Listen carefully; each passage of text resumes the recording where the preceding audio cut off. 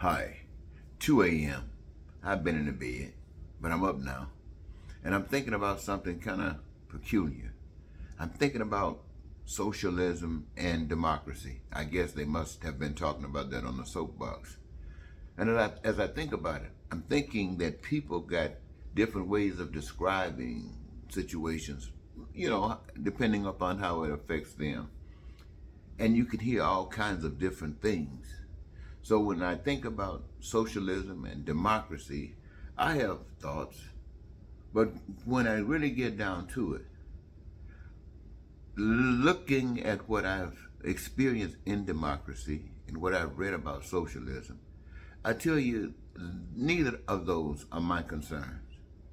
My concern is this, is that every human being on this earth requires certain things for survival: food and shelter, clothing. You definitely need that. To progress, you need education, and you need health care, and you need an ability to move around.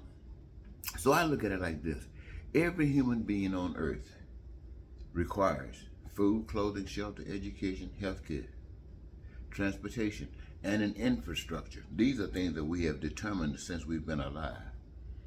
And all of these other things, all wrapped up in these essential things: food, clothing, education. So what human beings do on earth, everything they do on earth is associated with food, clothing, shelter, education, healthcare, transportation, infrastructure, and things of this sort. And the resources to do these things are given by a power we can't see, the same power that made us. And so we got the resources. These are things that help to satisfy us. And we are here. So each of us, my friends, came here. So this is not just ours. It is ours because we participate and make it. All of us together, we make all the houses, we make all the food, we make all the education, we make all the health care, we make all the transportation, we make all the infrastructure. We do all of these things. Who? We do it. Why? Because this is what we want. This is how our dreams are fulfilled. So, what does that have to do with socialism? What does that have to do with democracy? That just has to do with living right. See, when you put all these names on it, you're describing something that does not. Democracy doesn't come out like what I just got to describe it. Socialism doesn't come out like what I just got to describe it. So what I'm describing is how I see the world being satisfied. Now, I don't put no name on there because I don't have a name for it. When I did call it something, I call it righteous living, or living like God wants you to live, or living from love, stuff like that. But democracy, communism, socialism, all that stuff, I don't know. It has nothing to do with this as far as I'm concerned. And I say that because neither of those produce what I just got through describing. So what produces what I just got through describing?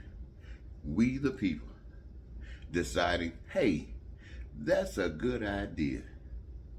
That is a very good idea, because this way nobody's mad, nobody's angry, nobody's poor.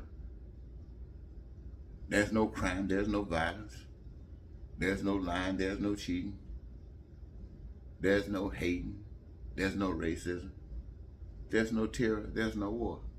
So I say to you, ladies and gentlemen, just what I just described to you right there. Ooh. Yeah. What's wrong with that? Why can't we look at it that way?